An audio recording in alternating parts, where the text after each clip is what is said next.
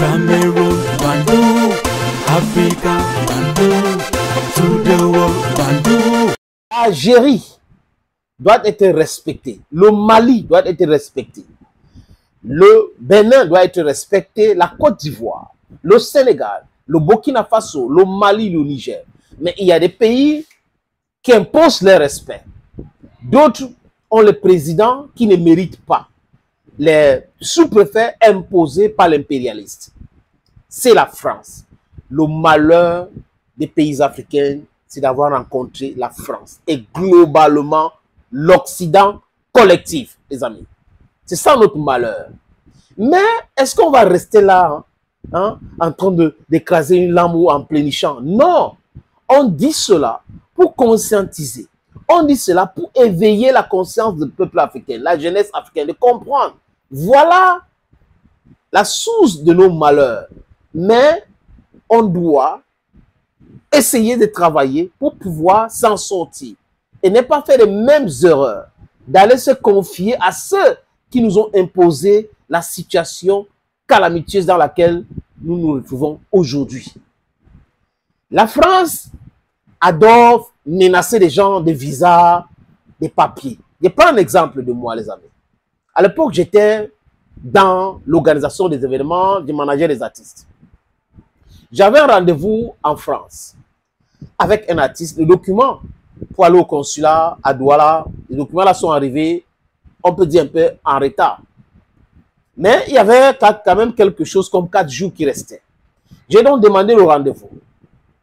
On m'a donné le rendez-vous. Je suis donc allé là-bas. J'ai payé le timbre pour le visa. C'est 40 000 à l'époque, c'est pas combien aujourd'hui. Et on était en train de regarder le document. Et la dame me dit, qui avait mon dossier, non, on ne peut pas vous donner le visa à moins de 24 heures. Franchement, c'est ça, impossible. Je lui ai dit, madame, si c'est impossible, ce n'est non plus utile pour moi de partir. Je pense que vous devrez me remettre mon argent et mon dossier. Moi, je veux moi partir. Il n'y a pas de problème. La dame me dit, mais monsieur Clétus, pourquoi vous êtes insolent comme ça? Je dis non, je ne suis pas insolent. Je vous explique que si le 12, je ne suis pas à Paris, ce n'est pas la peine. Nous étions le 10. Ce n'est pas la peine. Donc, franchement, donnez-moi mon argent et tout, je m'en vais. Elle m'a dit, ok, allez-y. On va vous appeler. Nous sommes à 8 heures. À 11 heures, on m'a appelé de venir à 14 heures récupérer le visa. Je suis allé récupérer le visa. C'est pour dire quoi, les amis? La moralité, c'est que ce n'est pas tous les Africains qui veulent aller rester en Europe. Ce n'est pas tous les Africains qui ont envie de voyager pour aller en France. Ce n'est pas tous les Africains qui envient la France.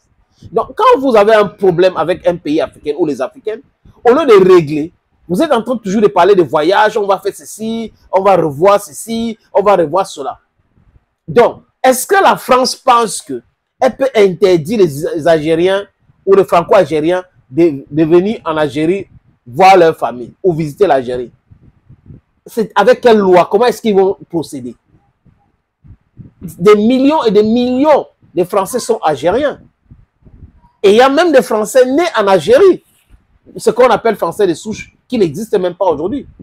Les amis, les gens oublient leur propre histoire. Et vous avez des gens comme Rotaillot. Monsieur Rotaillot, c'est un ministre de l'Intérieur totalement inutile. C'est un incompétent notoire. C'est quelqu'un qui ne connaît pas son job description. Le ministre de l'Intérieur de la France a quoi à voir avec l'Algérie? Il gère les aspects sécuritaires de la France. S'il y a un problème entre la France et l'Algérie, c'est Jean-Noël Barrot, dont le ministre des Affaires étrangères, qui gère ça. Mais vous avez quelqu'un qui a réussi quand même à infiltrer certains diplomates qui travaillent à son compte en Algérie. Vous avez vu que l'ambassadeur Stéphane avait été appelé ou convoqué par le ministre des Affaires étrangères algérien et l'Algérie avait renvoyé combien? 12 diplomates. C'est vrai qu'il y a eu réciprocité, mais ce n'est pas grave. Pourquoi? Parce qu'on a accusé l'Algérie, on a arrêté les diplomates algériens d'être derrière l'arrestation d'un influenceur qui critique le pouvoir. La réalité de cette histoire, c'est quoi? c'est quoi? Les amis, posons-nous de vraies questions avant toute conclusion active. Parce qu'on est là entre oui, oui, oui. Mais la vérité, c'est que la France a tort de bout en bout.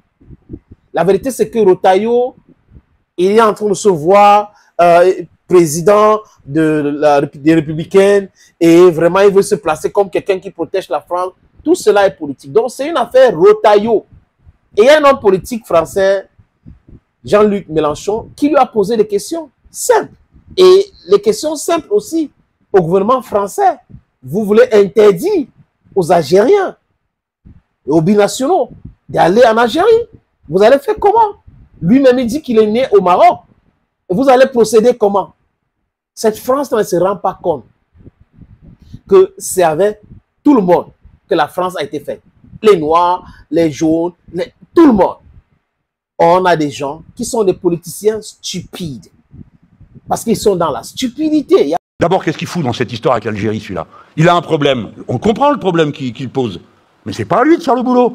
C'est au ministre des Affaires étrangères, pas au ministre de l'Intérieur. C'est pour ça qu'il y a des ministres différents. Ils font des tâches différentes. Ils sont dans d'autres relations. Ça ne sert à rien, tout ça. Qu'à créer des tensions. Et maintenant, voilà qu'il y aura des mesures de représailles. Et où on va comme ça? C'est quoi vos mesures de représailles? La circulation. Ah bon? Eh bien, écoutez, nous sommes dans ce pays des millions de franco-maghrébins. Je me compte dedans parce que moi, je suis né au Maroc. D'accord? Nous sommes des millions. Vous allez faire quoi? Nous empêcher d'aller voir les parents au pays ou les grands-parents? Vous allez empêcher nos cousins de venir nous voir, nos enfants, nos petits-enfants? Dans quel monde vous vivez? Vous n'êtes pas au courant qu'un Français sur 4 a un grand-parent qui est étranger? 1 sur 4. Quand j'étais gamin, c'était 1 sur 10. 1 sur 4. Vous parlez de nos familles, monsieur Rotaillot.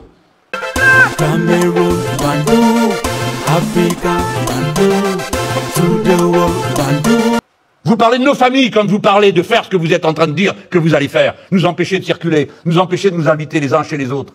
Parce que vous voyez toute personne du Maghreb comme un ennemi, comme quelqu'un qui pose problème. Voilà comment ils nous voient tous. Je me mets dedans parce que je suis sûr que les 3/4 d'entre vous feraient la même chose que moi. Diraient, bah écoutez, moi voilà, je suis né à Alger, même si c'est pas vrai. Je suis né à Blida, je suis né à va savoir où. Hein. On ne laissera pas refaire ça. Trier les Français, d'après d'où ils viennent, leur permettre ou leur interdire d'avoir une vie de famille d'après je ne sais quel critère. C'est pas monsieur Rotaillot qui va décider ça. Donc qu'il y ait des problèmes, ok, on sait qu'il y a des problèmes.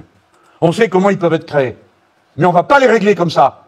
D'abord, il faut vivre avec son temps. Le temps de la colonie est terminé. On donne plus d'ordre aux autres. On discute. Parce que ce sont des gens. Il a totalement raison. Il y a un problème. Il faut régler avec la diplomatie et non les menaces. Le problème, c'est quoi? On vous parle des délinquants qu'il faut renvoyer dans leur pays. Leur pays, ça veut dire quoi? Donc, vous avez un citoyen qui a la double nationalité. Ça veut dire qu'il est français. Il pose un acte. Au lieu de lui mettre en prison en France, vous voulez l'envoyer en Algérie. Il est temps ce que les Africains comprennent. La France doit arrêter ses menaces à 2 balles. La France menace, on menace. La France sanctionne, on sanctionne. Parce que la France est la France aujourd'hui grâce au pillage, au vol, au viol de sous-sol africain. Donc la France n'a pas donné de leçons aux Algériens ou à l'Algérie. La France n'a pas donné de leçons au Burkina Faso, au Burkinabé, aux Maliennes, au Mali. Et que dis-je encore, les amis? Thank you again and bye-bye. Cameroon, Bandung, Africa, Bandung, to the world, Bandung.